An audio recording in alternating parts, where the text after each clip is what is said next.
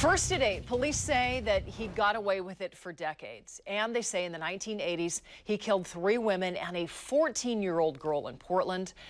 Cold case detectives just made a major arrest. Fox 12's Laura Rios has exclusive sit-down interviews with the detectives and details about how they cracked the case.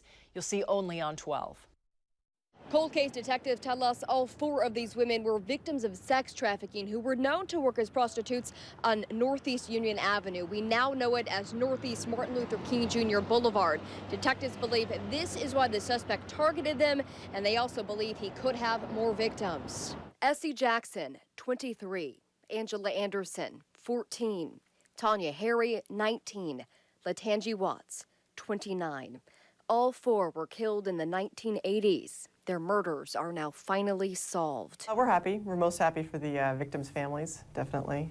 Just to be able to give them that closure and be able to give them answers after 30-plus years of questions. It's a good day. On Thursday, October 15th, 2015, Portland Police Bureau cold case detectives arrested Homer Lee Jackson, a lifelong Northeast Portland resident, for the murders.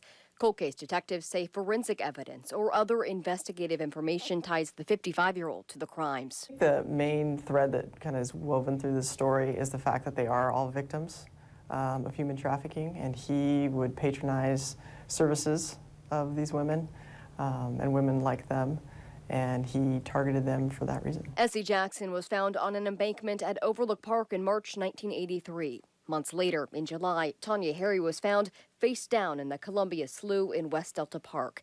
In September 1983, 14-year-old Angela Anderson was found in a locked vacant house on Northeast Going.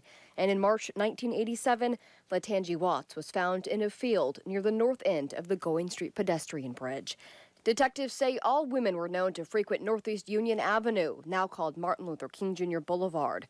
All were killed by asphyxiation, either strangled or drowned. Some of the bodies were dumped and discovered weeks after the victims disappeared.